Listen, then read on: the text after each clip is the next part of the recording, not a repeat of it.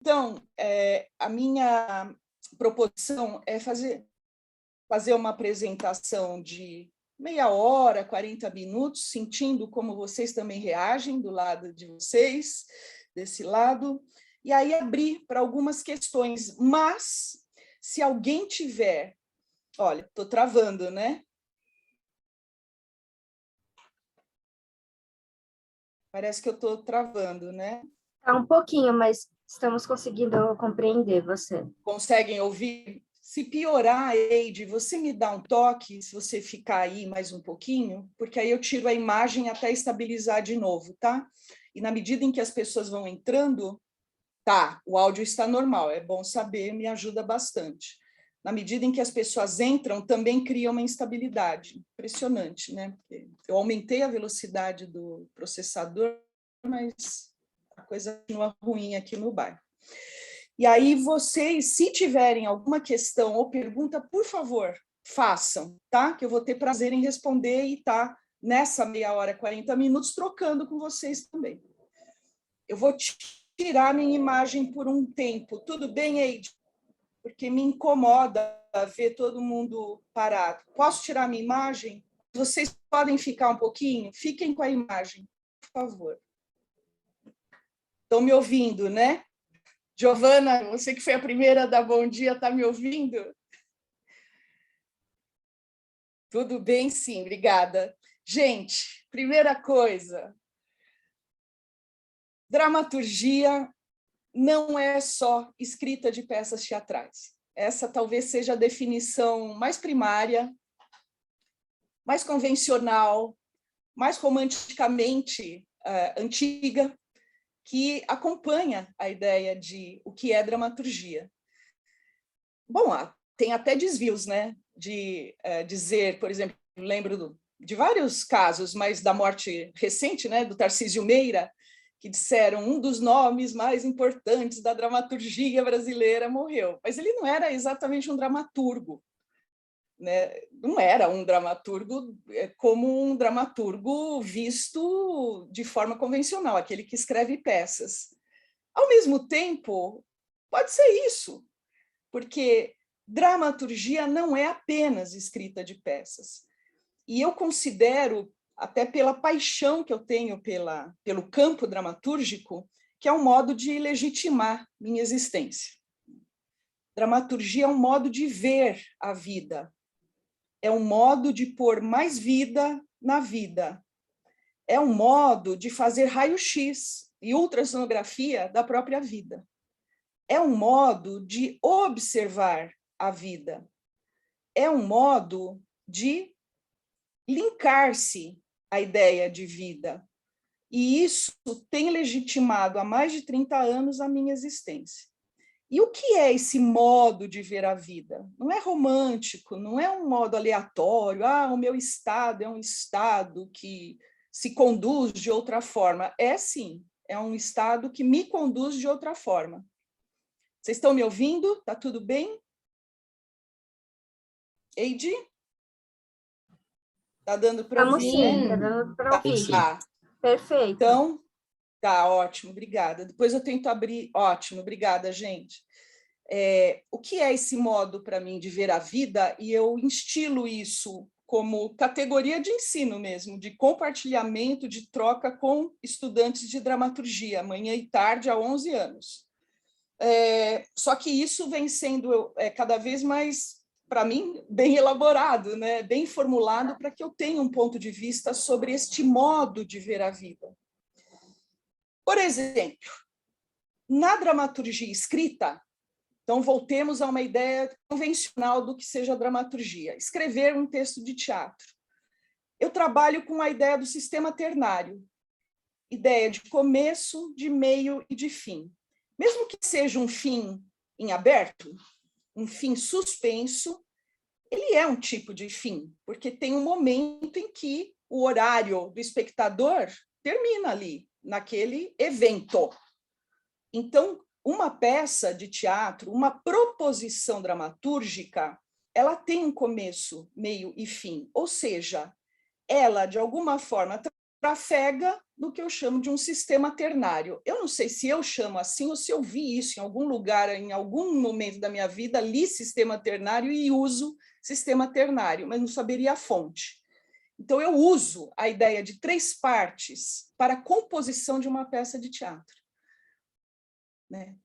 Isso num âmbito mais convencional, a gente pode pensar mais no verde para falar sobre o sistema ternário, mas não se esqueçam que na performatividade nós também temos um momento de iniciar algo, temos um certo desenvolvimento de algo que foi prometido nesse início, né? Até antes do início, no momento em que o espectador, o fruidor, o receptor, alguém que entra para fruir daquele momento, a ele, ela, a Elu, foi prometido algo. Então, houve um início, há um desenvolvimento e há um final. Há uma finalização, mesmo que o final seja provocar esse fruidor a sair com algo na cabeça, né, para que ele complete aquela experiência vivida. E aí, vejam, nós, como natureza, não vemos a vida em 3 partes? Nós não somos crianças, adultos e velhos? Isso para não pegar as instâncias, né? Bebê, criança, jovenzinho, vida adulta, velho, ancião, né? Mas a gente pensa a nossa vida em 3 partes. O nosso corpo, ele, até anatomicamente, ele tem 3 grandes partes. Cabeça, pescoço, tronco, segunda parte, e os membros inferiores. O rosto tem 3 partes. Testa, olhos, né? Nariz e boca.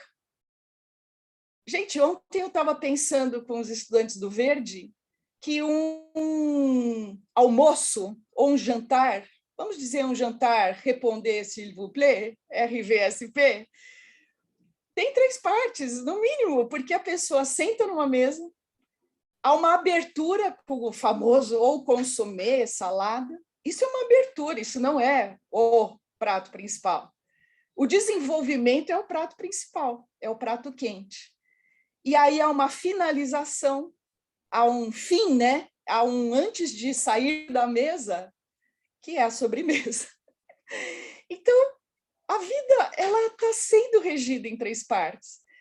Manhã, tarde, noite. E vejam, antigamente, eu li uma vez, ao estudar Shakespeare, que a natureza, as estações da natureza eram vistas pelos mais antigos em 3 partes. Uma das estações eles não conseguiam diferenciar muito bem. E eu não lembro qual é, tá? Não lembro se é primavera ou se é outono. Obviamente, verão e inverno são bastante bem dadas. Então, eram 3 estações que se via.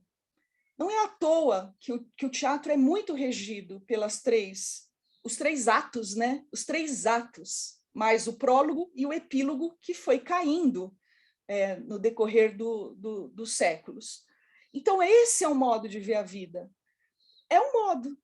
Outro modo de ver a vida é ver o número de duplos que nós criamos como personagens no teatro e como lugar de observação na vida. Quantas vezes eu não reconheci em mim o duplo, minha mãe? Mesmo dizendo, não quero ser igual à minha mãe, quero ser muito melhor, embora ela tenha sido incrível. Mas quando eu percebo, eu me reconheço espelhando minha mãe em mim, né? E nós temos isso dos espelhos, dos duplos que nos acompanham, que andam lado a lado, e a gente às vezes nem percebe, né? Essa é uma forma de ver a vida, é uma forma de construir dramaturgia, é uma forma de ver o mundo e também de se posicionar do mundo, de se posicionar no mundo. Não existe um dramaturgo ou uma dramaturga que veja a vida, que recolha da vida experiências, vivências, personagens e não seja uma pessoa ética. Tem que ter uma ética, cara. Tem que saber devolver isso ao mundo de uma forma a construir algo um pouco melhor. Então, esta também é uma forma de ver a vida. Quando eu vejo 2 partidos que só digladiam, um tem ódio do outro e pedem paz, tem algo errado. Esta é uma forma de eu ver a vida. Eu posso ter partido, mas eu preciso ouvir o outro lado, ainda que seja muito difícil. Mas esta é uma maneira de ver a vida, porque se o dramaturgo ou a dramaturga, nesse estilo de escrita, escrever ouvindo apenas um lado, ele está fazendo uma peça de propaganda. Então, ele tem que ir além do lado, ele tem que ouvir no mínimo 2 lados, né? Interessantemente, essa ideia de ouvir lados vem do jornalismo. Eu sou formada em jornalismo, atuei como jornalista durante anos, mas paralelamente fazendo teatro. Fui repórter de TV, fui jornalista de jornal impresso, de assessoria de imprensa, me encontrei no jornalismo impresso em que eu escrevia só sobre culturas, especificamente teatro e literatura, por anos no Caderno 2 e na revista Bravo. E lá a gente aprende a ouvir os lados e a não também confiar apenas em um, né? A sempre cotejar lados. Esta é uma forma de ver a vida, de legitimar a vida por meio da dramaturgia. Então, percebem, dramaturgia é uma forma de olhar para o mundo e de vivenciar experiências do mundo à luz desses elementos que eu tenho trabalhado com estudantes, inclusive manhã e tarde. Sistema ternário, oposição, duplo, ética, né, ao recolher elementos e vivências do mundo e devolver isso em forma de gesto criativo da melhor forma possível. Isso também é para o artista se dedicar da melhor forma possível a um simples exercício, por exemplo, é a construção de um gesto ético, criativo, né?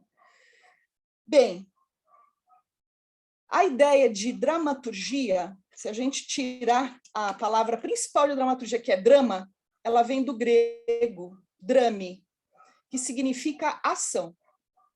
Personagem que age no mundo, que age em relação ao mundo, em relação a uma outra pessoa ou em relação a muitas pessoas. Vem da palavra drame, agir. Por isso que a palavra agente para pensar personagem, mais no passado, era uma palavra fundamental. Espera aí que eu vou tomar um copo d'água. Mas a dramaturgia, nesse aspecto do personagem que age, foi mudando no decorrer dos séculos. Vai dar tempo de dar uma aula sobre ação e a crise do drama, que é a crise da ação, né, em pouquíssimo tempo, que é o que a gente tem aqui. Mas é compreender, isso que é importante neste momento, que a ideia de ação, que era muito valorizada a partir desse recorte da dramaturgia ocidental, que é a história da dramaturgia escrita, então ela vem dos gregos, né? Porque é um recorte, é a história contada do ponto de vista da escrita da dramaturgia, era muito valorizada na época de Aristóteles, e a Poética dá conta disso, é o primeiro livro que tenta sistematizar os elementos de uma tragédia. A ação, a ideia de uma personagem que age, era muito valorizada. Agir, no caso, não é, como eu li ontem para os meninos no Teoria e Prática do Roteiro, é um livro para cinema, mas ele nos ajuda muito, porque o cinema bebeu no teatro para sistematizar, né, sua maneira de construção técnica de roteiros. Não é ação, principalmente agora para o verde, tá? Mas isso também serve para os performers, né, e para as instâncias criativas do azul. Ação não é gesto e movimento físico. Lutar, brigar, empunhar a arma, quebrar cadeira, bater no outro, embora isso, num sentido primário, seja a primeira coisa que nos vem, são os carimbos da vida, da existência também, né? Agir é ir com toda a raça, com toda a gana, com toda a briga, mesmo com toda... Então, não é mesmo com tudo isso, é a despeito disso. Agir é algo mais complexo, em que um personagem afeta o outro por meio de escolhas, decisões e tomadas de posição. conscientes ou nem tão conscientes. Mas personagem é aquele que faz escolhas, que decide algo, que toma atitude ou cria atitude, né? Então, personagem também tem que ter uma postura diante da vida para saber o que está acontecendo e tomar uma decisão, tomar uma atitude.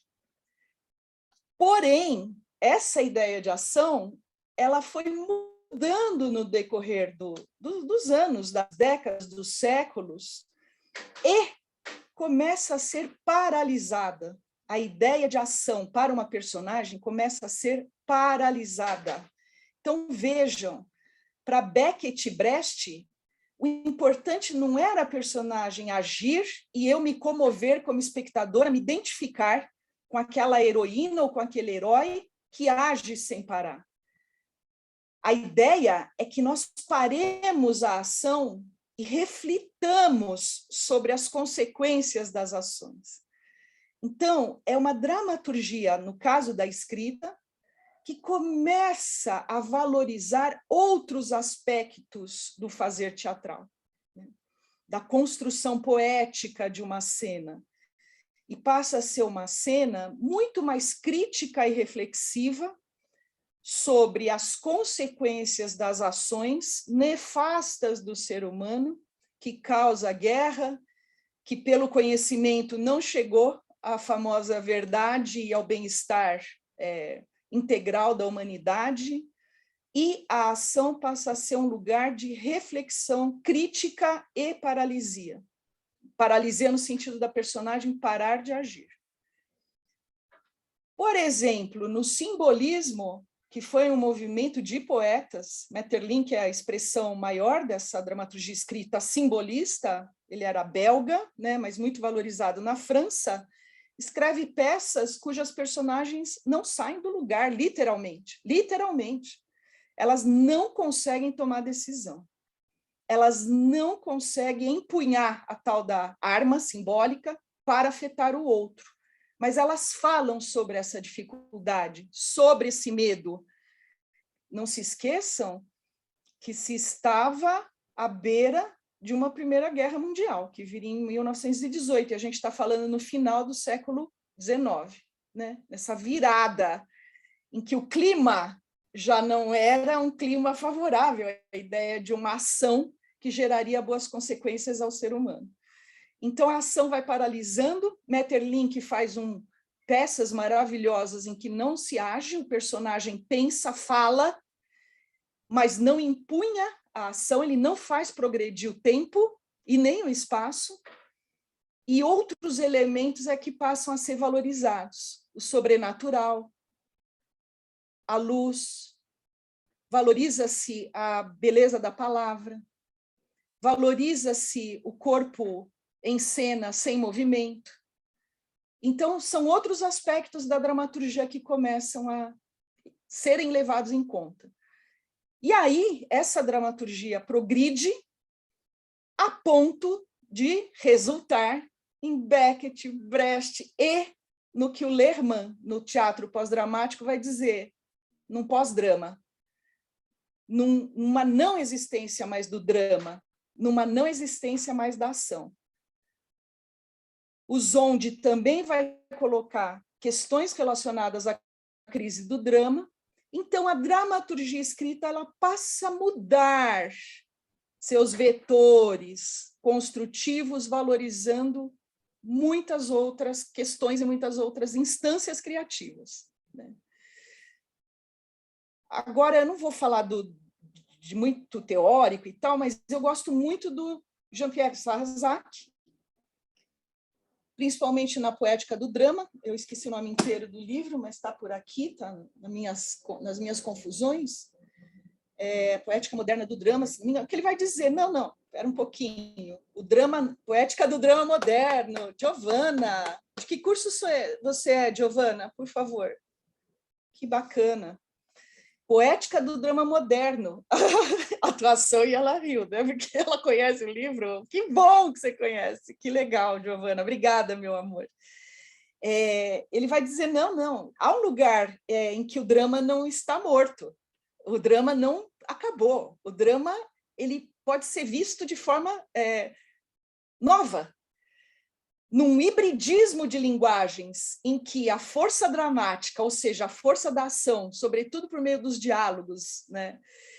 A força do épico, que é o ser em relação ao mundo, que é a visão de um mundo político afetando um ser humano e um ser humano afetando, vamos dizer assim, o mundo político, e a força do lírico, que são os 3 gêneros teatrais, e não mais só a força dramática, poderiam, já mostram, estarem imiscuidos, estarem hibridizados, resultando num tipo de drama que ele vai chamar um drama de viés, um drama revivificado, é um outro tipo de drama. Então, é uma outra forma de ver o mundo. Não mais pautado apenas pela ação, mas pautado pela tensão, pela reflexão, por um outro tipo de ação, porque é uma ação hibridizada aos modos lírico e épico, narrativo e lírico. Essa também é uma forma de ver o mundo, porque se a gente pensar que o dramático são as relações interpessoais, e elas não foram resolvidas pela humanidade, nós brigamos muito com parceiros, parceiras, com os nossos pais, no âmbito privado, com os nossos irmãos, com os nossos tios, com os nossos amigos, mas também não resolvemos nossa relação com o mundo, com a vida coletiva. Então, o épico ele entra aí, como uma possibilidade de uso nesse hibridismo de gêneros. E nós, conosco mesmos, não resolvemos as nossas questões. Então, a força do lírico, desse eu que fala acima das relações interpessoais, também tem lugar para existir numa mesma construção dramatúrgica, numa mesma construção textual. Isso é muito bonito se a gente pensar que o conhecimento desses gêneros, não para separarmos eles, mas para que eles entrem hibridizados num mesmo texto teatral, numa mesma dramaturgia cênica, pode nos beneficiar na amplidão, na abertura dessa suposta, talvez aqui a palavra não seja reflexão, mas numa abertura de olhares para o mundo. Eu comigo, eu com os outros e outras e outros, eu comigo mesmo. Não, eu com um outro, né, que são as relações interpessoais, que é o drama. Então, essa abertura para um hibridismo de formas, também para nós é uma forma de ler o mundo, de ver o mundo. O eu com o outro, o eu com o mundo. Né? Bom, o Sarrazak fala desse hibridismo. Essa abertura, né, para as formas novas que vão também dar conta de novos conteúdos, evoluíram, mudaram, são o que nós pensamos do teatro hoje, né? Esse teatro amplo, esse teatro aberto, esse teatro que não constrói apenas dramas fechados.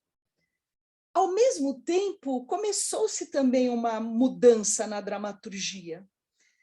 Vamos dizer que até o século retrasado agora, que a gente está no 21, até o final do século XIX, o texto era o senhor soberano da cena. As instâncias outras criativas, a luz, a sonoplastia, os atores, o próprio diretor, ele não era um encenador, ele era uma espécie de registrador daquilo que o texto pedia. Eram textos que reproduziam mimeticamente o mundo e não davam nenhuma abertura formal para se construir novas possibilidades na cena, a partir do texto. Não apenas fazendo o texto acontecer na cena. Isso foi mudando no decorrer dos séculos. E o texto, que era a ideia de textocentrismo, para mim é essa.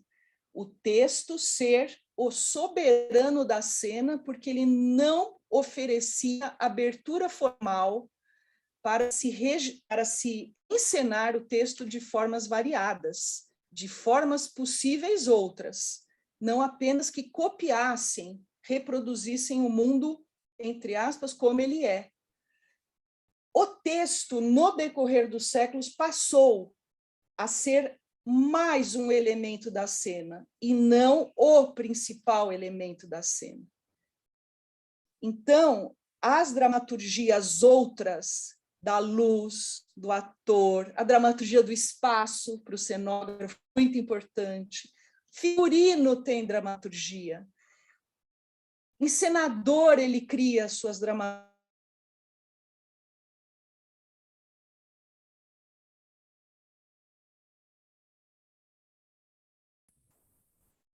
Você sumiu.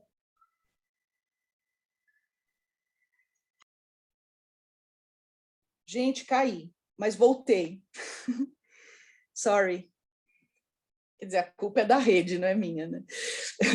Então, o texto deixou de ser o soberano da cena e passou a ser mais um elemento da cena. Por isso que nós falamos hoje não mais no texto vertical, que desce para os outros campos criativos, mas o texto em relação horizontal com os outros elementos criativos. E aí, claro, haverá mais dramaturgia ali, a dramaturgia do ator, a dramaturgia do encenador, a dramaturgia do iluminador, que é essas várias maneiras de olhar o mundo. Falei do duplo, do sistema ternário, falei assim, citando, porque não dá tempo, já passaram-se 30 minutos. Mas é pensar que o texto não desapareceu do teatro, pelo contrário, ele foi revivificado, ele foi revisto, ele está transformado nas suas dinâmicas construtivas e na sua parceria com as outras instâncias, sendo mais um elemento da cena.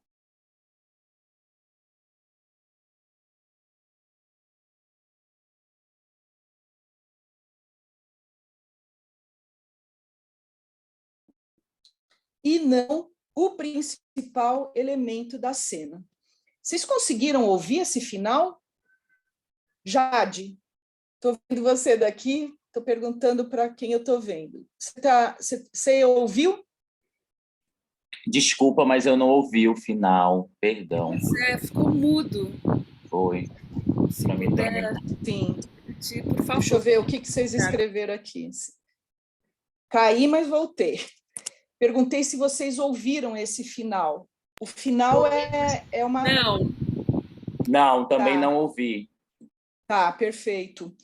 O texto teatral, ele deixa de ser, né, na contemporaneidade, deixa de ser o senhor absoluto da cena, ou seja, deixa de criar relações verticais com as outras instâncias de criação e passa a ser um parceiro horizontal das outras instâncias criativas. Sim, Maria travou a última frase, que era essa. É uma relação de horizontalidade com as outras instâncias criativas. Isso para dizer, não, o texto não morreu, não estamos falando de um pós-drama em que não haja mais um drama, estamos falando de construções criativas que foram revistas pelo dramaturgo, que estão par e passo com a cena contemporânea. Faz sentido isso? Dá para entender isso, pelo menos no conceito geral, né? Outra coisa bonita, gente, aí eu acho que eu estou falando com vocês à luz do experimento. Nossa, mas parece que está travando tudo agora, né? Nós somos uma escola viva, muito viva. Nós não trabalhamos com textos de autores que já morreram. E que, aliás, textos assinados por uma hegemonia masculina, eurocêntrica ou norte-americana, cristã, heteronormativa, pelo menos é o que aparece nesses textos todos. E eles são deslumbrantes, eles são incríveis, eles são campo de conhecimento, de montagem, de estudo, eles são campo para muita coisa, para compreender melhor, inclusive, a vida, claro. Shakespeare, Ibsen, os trágicos gregos, Chekhov, Brecht, Beckett, meu Deus, tem toda uma linhagem norte-americana, Albee, O'Neill, uma linhagem brasileira, Jorge Andrade, Gianfrancesco Guarnieri, Augusto Boal, Vianinha, eu estava tentando lembrar do Vianinha. Vocês estão percebendo? São todos eles autores fundamentais, Nelson Rodrigues, que nós já ouvimos falar, já lemos, já montamos, vocês são atores, atrizes, vocês já passaram por algum desses textos. Estamos falando de autores, homens, brancos e mortos. Mortos na vida, não mortos pela obra que criaram, pelo amor de Deus, e são fundamentais. Mas nós somos uma escola viva. Nós estamos criando laços de parceria, de afeto, de construção ética, de linguagens estéticas a serem inventadas, outras descobertas. Nós somos brancos, nós somos negros, nós somos altos, nós somos baixos, nós somos não binários, nós somos binários, nós somos homens, mulheres, nós temos outros partidos, nós temos outros rostos, nós temos outras idades. Cara, é uma escola muito viva, ela não está engessada. É uma escola com muitos outros, e isso é lindo na nossa escola. Só que o experimento, ele tem sido um lugar de embates que muitas vezes são altamente nefastos, altamente destrutivos. Não são lugares de desconstrução, têm sido lugares de destruição. Ora, se a frase no Brasil, vou falar à luz do... Vou defender meu rebanho, né? Assim, os dramaturgos e dramaturgas. Ora, se eles estão vivos e não estão mortos, por que no Brasil pegou essa frase autor bom é autor morto? Porque é uma forma de dizer, olha, eu não quero esse texto, eu vou cortar não sei o quê, não, o Ibsen é só se eu criar uma nova personagem, então vamos pôr inspirado livremente. Tá bom, eles estão mortos, os que estão em domínio público, você pode fazer o que quiser mesmo. Mas na escola estamos todos vivos, vivas, construindo um gesto ativo em uníssono, né? Com divergências, porque o embate, o conflito... Olha, outro movimento de observar o mundo é o conflito, né? O conflito é fundamental, né, para construir transformação, crescimento, mudança.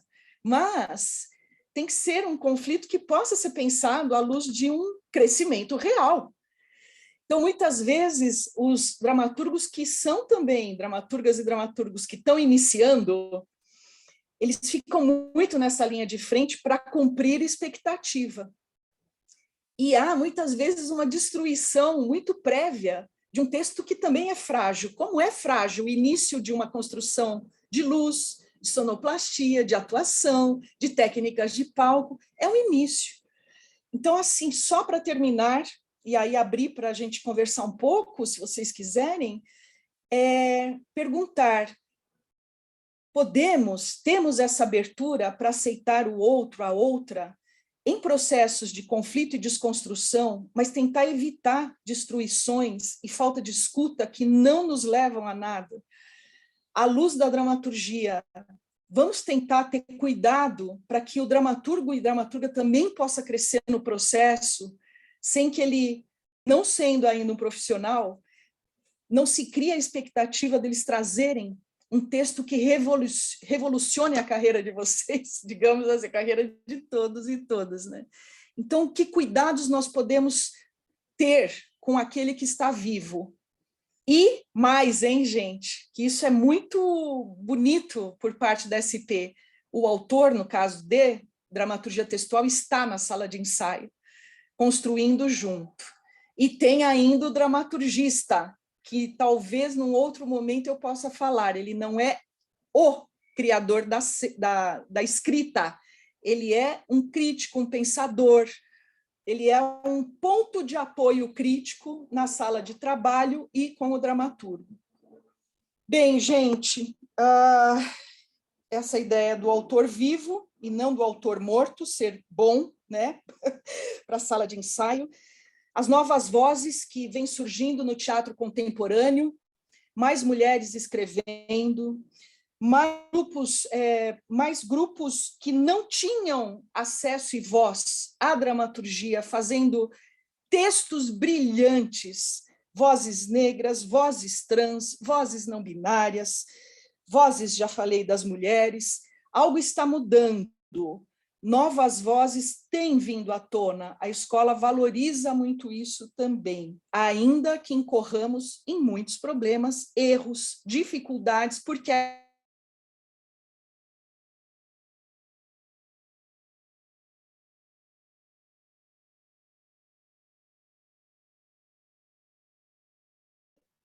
pronto, voltei, gente, desculpa. Travou, mas já voltei. Novas vozes surgindo, e isso é um campo que vai deixar marcada a história do teatro contemporâneo desse século XXI, com novas vozes surgindo na dramaturgia contemporânea.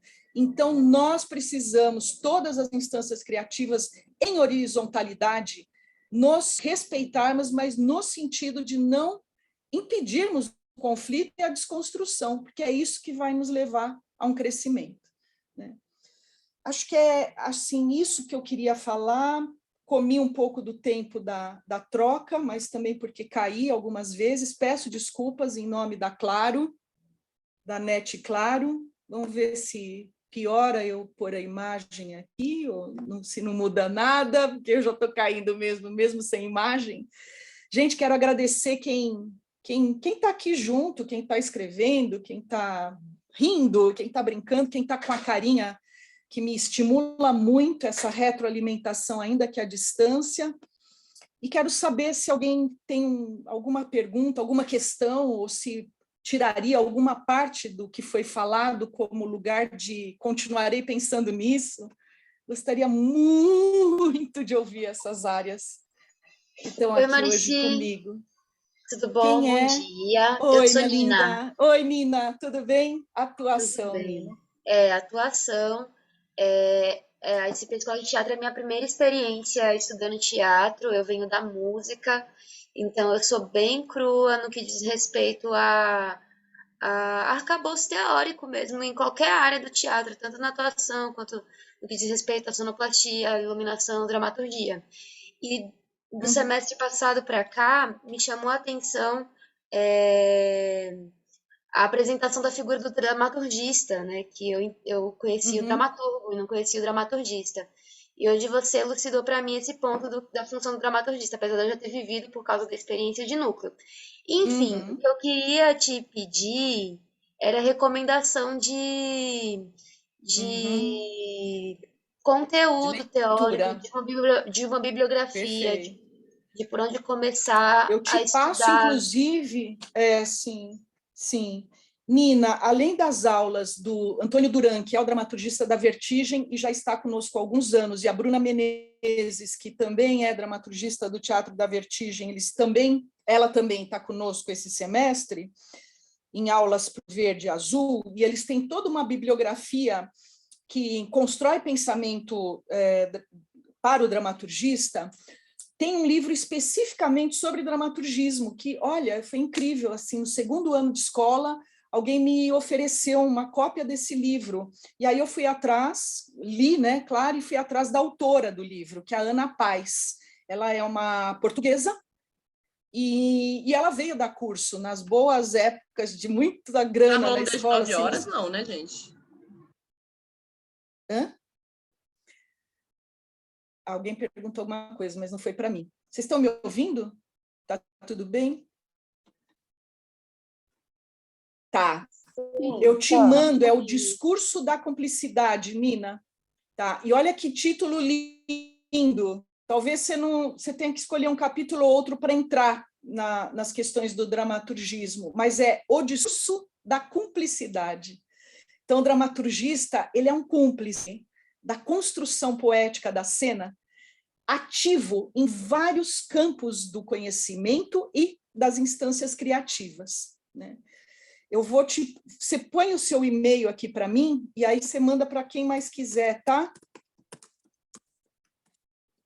Estou escrevendo aqui. É um dos livros, porque tem pouca coisa formulada para pensar especificamente o dramaturgismo. Outra coisa, tá? Eu passo para Qual era o Poética do Drama Moderno? Espera um pouquinho, vamos nessa, porque, olha, fico feliz de vocês terem interesse em leitura. É tão importante esse conhecimento por quem já sistematiza e cria ponto de vista sobre fases, né? Fases do teatro, fases da dramaturgia. E o Antônio Duran, que é o dramaturgista do Teatro da Vertigem, tem a sua tese no banco de teses da USP. É só entrar banco de teses da USP e procurar Antônio Duran, que eu acho que vocês vão encontrar. Eu já peguei por ali a tese dele, porque é só sobre dramaturgismo, gente. Ele entrevistou, inclusive, nomes que trabalharam como dramaturgistas formadores na escola, e temos hoje dramaturgistas que nasceram na escola, né? Pessoas que estão com um olhar sobre o dramaturgismo. E o dramaturgista, ele é um cúmplice dessa cena no sentido crítico, no sentido analítico. Ele é um intelectual da cena. Nós temos dramaturgistas no Brasil, mas tudo isso é ínfimo ainda. Mas eles atuam como dramaturgistas e muitas vezes nem sabiam que eram dramaturgistas. Por exemplo, é papel do dramaturgista fazer um bom programa de teatro. É que nas últimas décadas os programas teatrais ficaram nichos feios, ridículos, né? Sem conteúdo, sem pensamento. Um ou outro, como o Ricardo Fernandes do CPT. Nossa, os programas do CPT eram programas riquíssimos em pensamento, artigos, organização de imagens, para que o programa fosse importante e amparasse, ou antes ou depois, a leitura que cada espectador tinha do espetáculo, né? Então, isso também é papel do dramaturgista, mas é papel do dramaturgista ser um aliado da cena, do diretor, mas ser um aliado também do dramaturgo. Então, ele também faz esse papel de instância mediadora, intelectual, no caso, de construção de conhecimento para alimento do texto, da cena, de instâncias da criação, e possa contribuir nesse papel de um elemento que pensa sobre a cena e a construção da cena. Acho que a tese do Antônio Duran também é bem legal. Espera um pouquinho, eu tenho que anotar esses e-mails para mandar, tá? Mas, pelo amor de Deus, não vão ser 110 e-mails, senão aí eu mando para a Eide e a Eide manda para mim. Eu ia sugerir, Marici, se você quiser, por favor. Você pode mandar o PDF. Já quero. Você pode mandar o PDF para mim? Isso, aí eu compartilho lá no grupo de WhatsApp das linhas de estudos que estão aqui. Acho que fica mais fácil para eles. Tá. E só por curiosidade, o Lô Goulart é de Cefi, né? Que legal, perfeito, isso, ótimo. Acho bacana, gente. E acreditem que o dramaturgista, ele é um parceiro, tá? Ele é uma parceira. Ele está construindo também pensamento junto com todos vocês. Sim, obrigada, eu que agradeço. Acho tão legal quando pessoas são interessadas em leitura e tal. É lindo, né? A gente constrói também juntos conhecimento, cara. Isso é fundamental. Mais uma questão, vai. Vocês devem estar cansados já, cansados de tanta fala, né? Olha, estou vendo Nicolas, Isadora, Jade, Natália, Juliana. A Juliana é formadora. Nina, mas pode falar também. Hart sumiu. Heloísa, querem perguntar alguma coisa, saber algo ou propor algo? Saíram com alguma ideia sobre dramaturgia? A tese do Antônio é o dramaturgismo no processo colaborativo? Perfeito, Mariana, muito obrigada. Banco de teses USP no Google, e aí pede, ou Antônio Duran, que linda, ai, que linda. De que curso é a Mariana?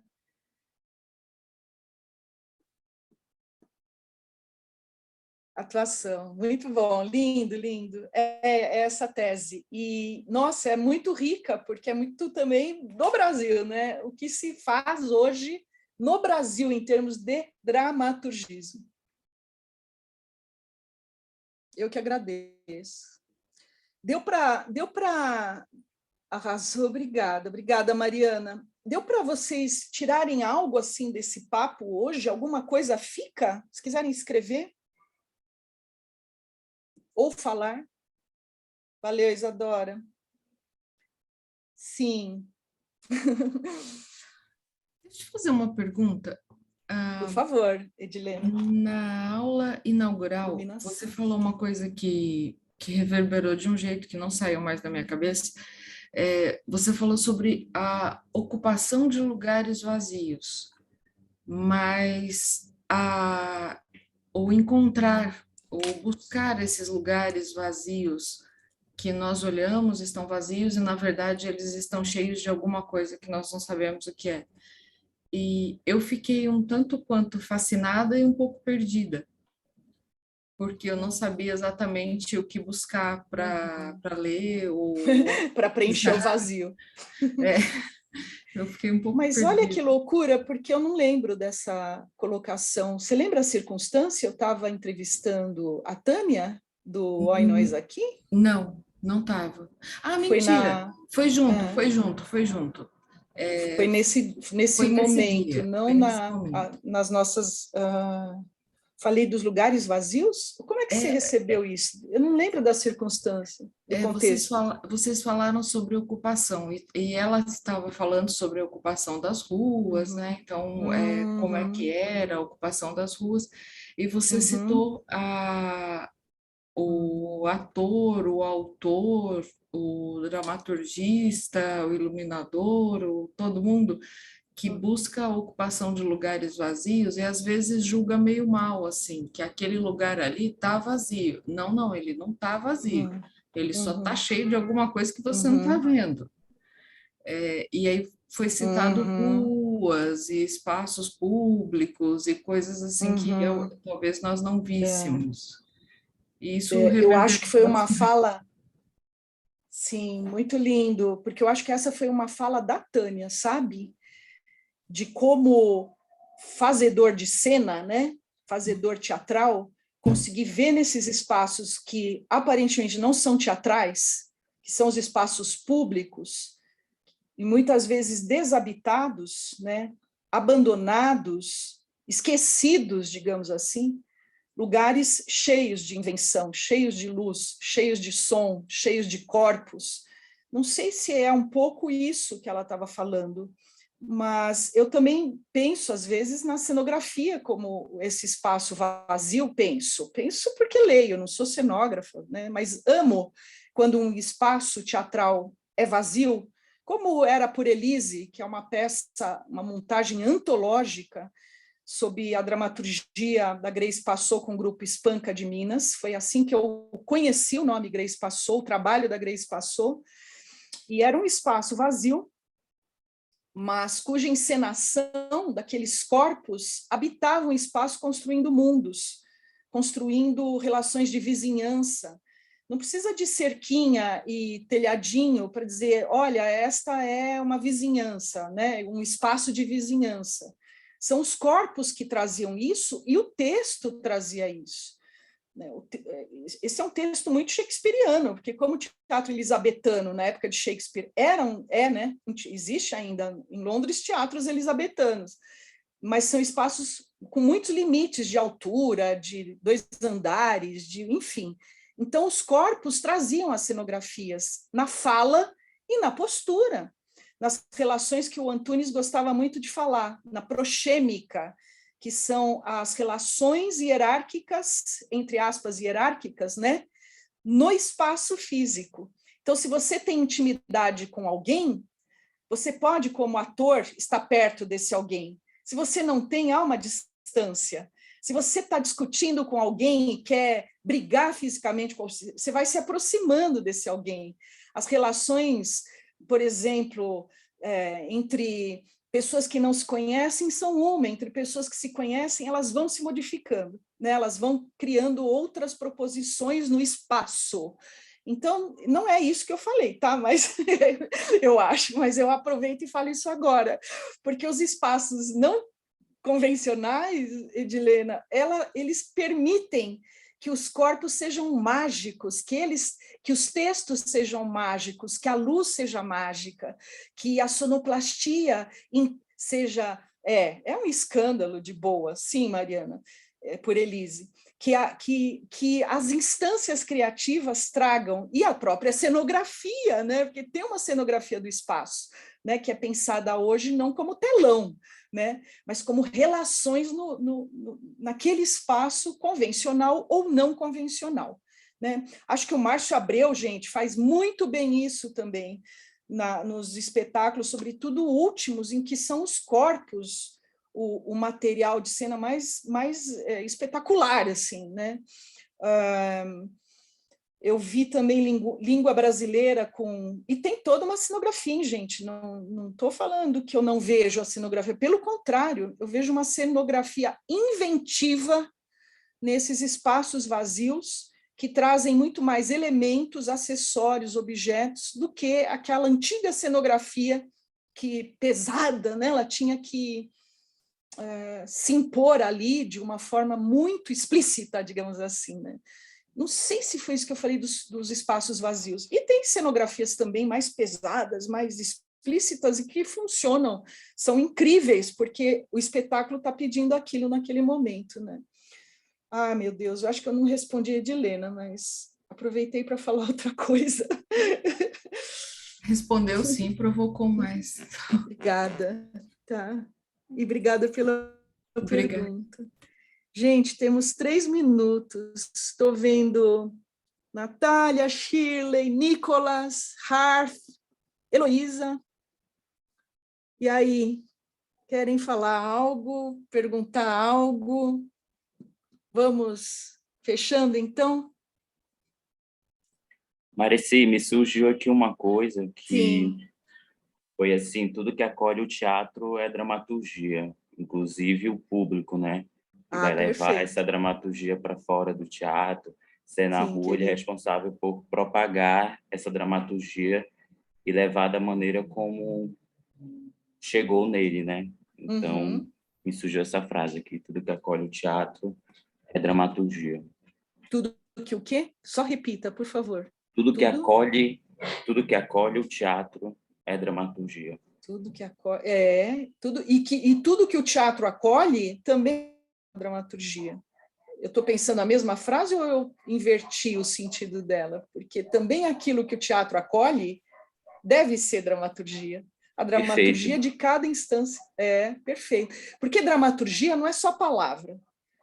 Dramaturgia também é a organização dessas palavras, é a organização dessas imagens, é como organizar um universo teatral se baseando em elementos que a dramaturgia contempla. Eu falei do sistema ternário, do duplo. Olha o duplo, quando a gente estuda o espelhamento de um no outro, como o duplo ele pede um tipo de, às vezes de um leitmotiv para um, e um outro para o outro, ele pede um tipo de luz, ele pede uma técnica de palco específica, é a gente pensar, mas a partir de um registro de raio-x, e não de um registro de uma leitura de mundo que está naquela dramaturgia textual, por exemplo, rasa, periférica. A gente precisa ir além, precisa ver como uma ultrassonografia o corpo daquele texto. Né? No caso de haver um texto no verde, isso vai ser mais propagado, ter o texto...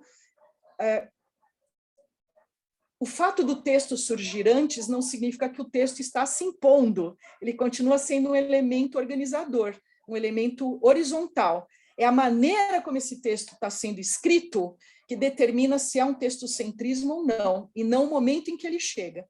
Ele pode chegar antes e ser um texto super aberto, super poroso, para ver muitas dramaturgias ali nas outras instâncias.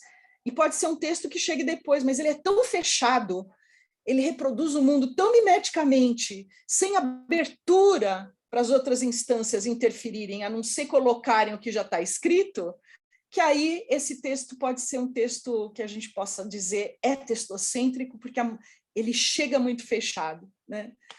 Ele chega indicando onde fica a mesa. A gente não precisa indicar onde fica a mesa se a gente disser que é uma sala de estar, por exemplo.